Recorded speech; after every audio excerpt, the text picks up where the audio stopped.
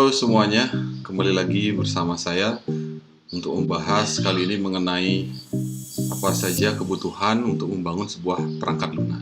Nah, ini adalah pokok bahasan setelah kita mempelajari beberapa metode pengembangan perangkat lunak yang mungkin saja di slide belum jelas ya. Nah, baiklah, saya akan menjelaskan kebutuhan analisis perangkat lunak.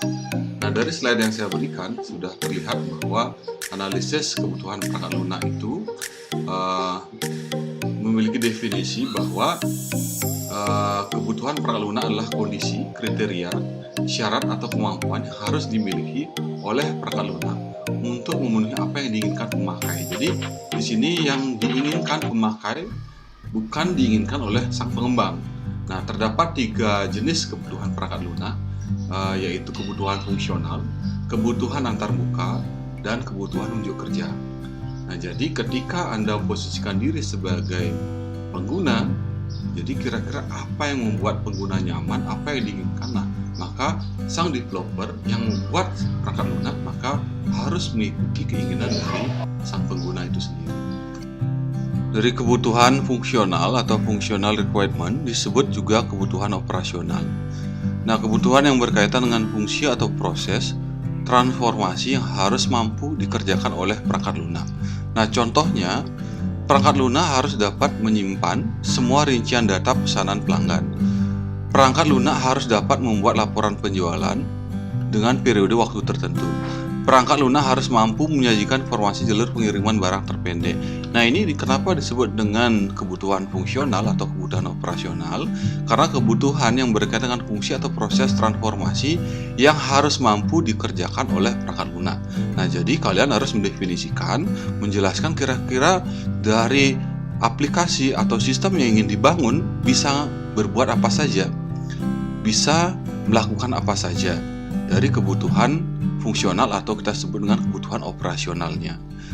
Dan kemudian berikutnya kebutuhan antarmuka atau interface requirement. Nah, kebutuhan yang menghubungkan perangkat lunak dengan elemen perangkat keras, perangkat lunak atau basis data. Nah, jadi di sini dalam kebutuhan antarmuka disampaikan bahwa apa saja kebutuhan-kebutuhan interface-nya yang dapat menghubungkan perangkat lunak dengan elemen perangkat keras, perangkat lunak atau basis data. Contohnya, perangkat untuk memasukkan data dapat berupa PC, keyboard, mouse, atau scanner. Nah, ini tentu desain antarmukanya harus sesuai dengan apa yang dibutuhkan. Misalkan untuk di kasir kita perlu ada scanner, barcode ya, bukan scanner, atau keyboard, mouse, dan lain sebagainya. Jadi ini perangkat lunaknya, kebutuhan antarmukanya disesuaikan, kira-kira apa kebutuhannya. Kemudian contoh berikutnya, akses ke basis data menggunakan ODBC, Open Database Connectivity. Jadi ini salah satu termasuk kebutuhan antarmuka. Nah, dalam kebutuhan antarmuka kalian diminta untuk membuat desainnya di dalam analisis kebutuhan perangkat lunak. Jadi desain bisa menggunakan mockup atau yang lainnya yang kira-kira dapat memberikan gambaran kepada orang lain kira-kira bagaimana antarmuka yang nanti akan dibuat gitu ya, sesuai dengan kebutuhannya. Nah, kemudian kebutuhan unjuk kerja atau performance requirement. Nah, kebutuhan yang menetapkan karakteristik unjuk kerja yang harus dimiliki oleh perangkat lunak, misal kecepatan, ketepatan, frekuensi. Contoh, perangkat lunak harus mampu bisa mengolah data sampai 1 juta record untuk tiap transaksi. Kemudian perangkat lunak harus dapat digunakan oleh multi-user sesuai dengan otoritas yang diberikan oleh user. Nah, jadi perangkat lunak yang dibangun nantinya kira-kira di sini bisa sampai bagaimana, sampai seberapa begitu ya. Nah, ini misalkan sampai 1 juta record untuk setiap transaksinya, apakah 1 juta record ini mampu dilakukan? Nah, ini tentu kita setting pada database-nya, kemudian pada struktur datanya, dan lain sebagainya. Ada kecepatan, ketepatan, frekuensi, nanti query-nya bagaimana, dan lain sebagainya. Ini merupakan kebutuhan unjuk kerja atau kebutuhan unjuk kerja performance requirement. Nah, berikutnya dari pentingnya kebutuhan, jadi yang pertama the real problem. Jadi permasalahan nyatanya ya di lapangan, bahwa itu kita correct specification, kemudian kita masukkan erroneous specification, jadi dia ada tahap desain. Nah, kita dalam analisis kebutuhan perangkat lunak sebetulnya ada di arah ini ya, correct specification. Jadi di sini ada desain dan lain sebagainya, arahnya di desain, kemudian nanti ada implementasi, testing, sampai in fact program produk. Jadi itu yang kita bahas untuk materi RPL. Nah, kemudian dampak kesalahan penentuan kebutuhan perangkat lunak. Nah, kenapa kita harus capek-capek di awal untuk melakukan analisis kebutuhan? Nah, jadi di slide sebelumnya saya sampaikan bahwa apa yang menyebabkan kegagalan dalam perangkat lunak adalah gagalnya mendesain awal. Jadi dampak kesalahan dari kebutuhan perangkat lunak yang dihasilkan tidak akan memenuhi kebutuhan pemakai yang sebenarnya. Nah, jadi kira-kira yang kita buat nantinya perangkat lunak tersebut, kenapa di awal kita harus penting untuk mendefinisikan apa kebutuhannya? Karena ini harus memenuhi kebutuhan pemakai yang sebenarnya. Nah, kalau dia tidak mampu memenuhi kebutuhannya, maka perangkat lunak atau software yang kita bangun tidak akan dipakai oleh pengguna. Kemudian interpretasi kebutuhan yang berbeda-beda sehingga dapat menyebabkan ketidaksepakatan antara pelanggan dan pengembang. Jadi ada yang menyebabkan ada gap antara sang pengembang dan yang menggunakan nantinya. Ini akan menyia-nyiakan waktu dan biaya, dan mungkin akan menghasilkan perkara hukum karena bisa dibilang tidak sesuai apa yang diinginkan oleh pengguna. Sang pengguna menghubungi developer untuk membuat apa yang mereka inginkan, tetapi mereka tidak dapatkan. Nah, itu yang menyebabkan ini akan menjadi perkara hukum, nanti akan dituntut. Kemudian pengujian kesesuaian perangkat lunak dengan kebutuhan yang dimaksud tidak mungkin dilaksanakan dengan baik. Nah, waktu dan biaya akan terbuang percuma untuk membangun sistem yang salah. Nah, jadi apa yang diminta oleh user atau pengguna ini akan membuang waktu dan biaya. Nah, ini tentu saja tidak diinginkan oleh pengguna dan developer. Jadi seperti itu. Dan kemudian analisis kebutuhan. Aktivitas awal dari siklus hidup pengembangan perangkat lunak, baik itu model SDLC, waterfall, spiral, dan lain sebagainya, yaitu yang pertama adalah analisis kebutuhan. Kita akan menganalisis apa sih kebutuhan dari yang menggunakan nantinya atau klien kita. Yang pertama, tujuan melaksanakan analisis kebutuhan adalah memahami masalah secara menyeluruh komprehensif. Nah, jadi kalian harus memahami, tentu ada observasi awal, wawancara, dan lain sebagainya, pengumpulan dokumen yang ada pada perangkat lunak yang akan dikembangkan seperti ruang lingkup produk, perangkat lunak, dan pemakai yang akan menggunakannya. Kemudian mendefinisikan apa yang harus dikerjakan oleh perangkat lunak untuk memenuhi keinginan pelanggan.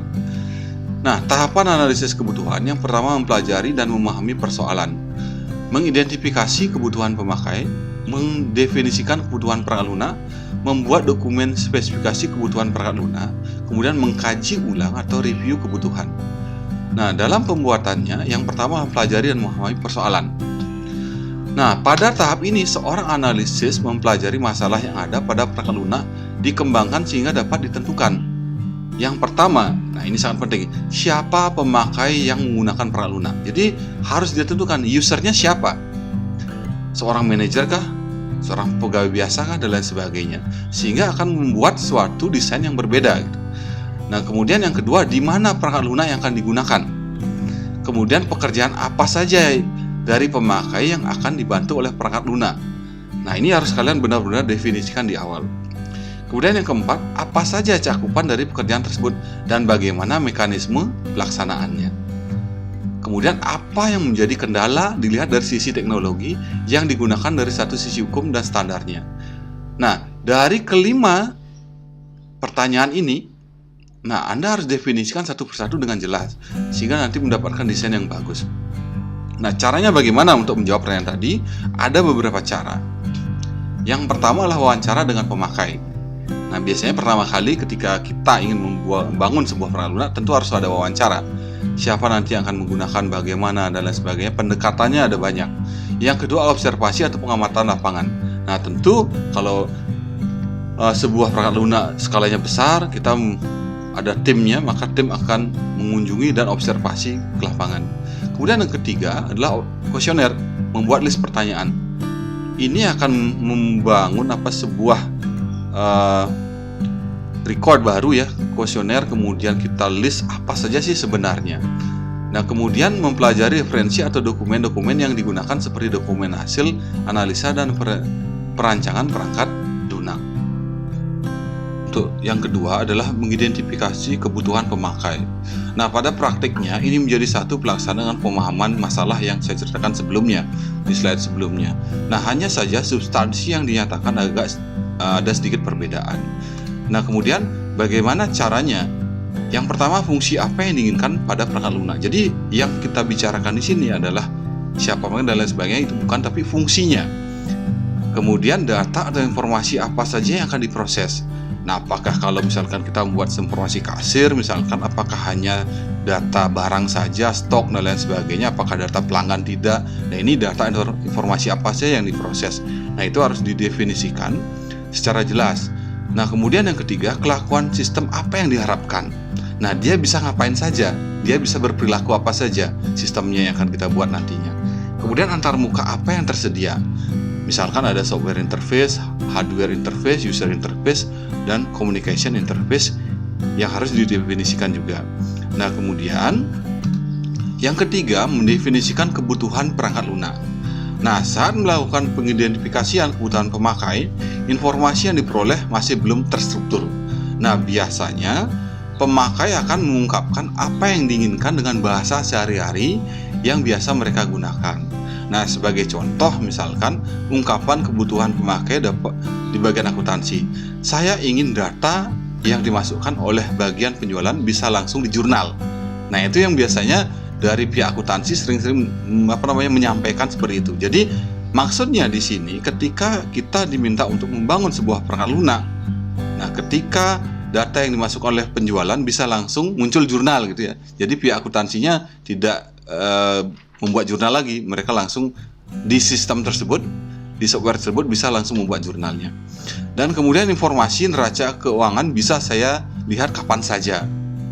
Nah, jadi real time ya. Jadi itu maksudnya. Jadi apa saja kebutuhannya dari perangkat lunak tersebut. Nah, tentunya kalau sudah melihat bisa saya lihat kapan saja, berarti apa kebutuhannya? Berarti kita harus menggunakan online. Nah, berarti harus berbasis web dan lain sebagainya. Tentu harus ada desain yang berbeda dengan desktop misalkan. Nah, contoh kebutuhan data yang dimasukkan oleh bagian penjualan bisa langsung di jurnal. Berarti kebutuhan fungsional di sini entry dan rekam data transaksi penjualan, kemudian retrieve data transaksi penjualan untuk periode tertentu. Jadi, misalkan kalau di jurnal itu kan ada periode bulanan, tahunan, dan lain sebagainya. Nah, di sini kita harus menyediakan fungsi itu, mingguan ke harian, karena di sini kebutuhan fungsionalnya seperti apa. Dan kemudian kebutuhan antarmuka. Nah, antarmuka pemakai untuk dimasukkan dan merekam data penjualan. Antarmuka pemakai untuk menyajikan dan menjurnal informasi transaksi penjualan pada periode tertentu. Nah, kemudian berikutnya contoh kebutuhan unjuk kerja. Proses jurnal hanya bisa dilakukan sekali setelah data transaksi penjualan direkam. Adanya otoritas pemakai perangkat lunak dan akses data sesuai dengan masing-masing bagian pekerjaan masing-masing. Nah, yang keempat adalah membuat dokumen spesifikasi kebutuhan perangkat lunak atau yang kita sebut dengan SKPL. Nah, dokumen ini dibuat untuk menyatakan secara lengkap apa yang dapat dilakukan oleh perangkat lunak, termasuk deskripsi lengkap semua antarmuka yang digunakan. Yang kelima, mengkaji ulang atau mereview kebutuhan. Nah, setelah semua sudah kita dapatkan, jadi proses yang sebelumnya ya, jadi 1 sampai 4. Yang kelima, kita mereview, yang mengecek kembali kira-kira apa yang kurang dan lain sebagainya. Proses untuk mengkaji ulang validasi kebutuhan apakah SKPL sudah konsisten, lengkap, dan sesuai dengan yang diinginkan oleh pemakai. Jadi kita cek ulang kira-kira bagaimana. Nah, proses ini bisa dilakukan lebih dari 1 kali. Seringkali akan muncul kebutuhan baru dari pemakai. Jadi begitu kita review, kemudian kita sodorkan ke klien atau nanti pemakainya, kemudian mereka akan baru ingat misalnya, oh ini kurangnya, dan lain sebagainya. Nah, makanya ini yang proses kelima sangat penting kita lakukan adalah mereview ya. Baik teman-teman, mungkin itu yang bisa saya sampaikan untuk analisis perangkat lunak. Jadi tahap terakhir adalah proses review perangkat lunak. Jadi kita akan mereview dari proses 4 sampai 1 sampai 4 kira-kira apa yang sudah di list pertanyaannya dan lain sebagainya, kebutuhan pemakai bagaimana, kemudian antar mukanya bagaimana, kemudian kita serahkan ke klien, kemudian akan dilihat. Nah, biasanya klien akan baru menyatakan bahwa kurangnya ini, itu, dan lain sebagainya, sehingga perlu proses yang kelima atau review. Nah, ini adalah beberapa proses singkat dari penjelasan saya mengenai analisis kebutuhan perangkat lunak. Terima kasih, mudah-mudahan bermanfaat.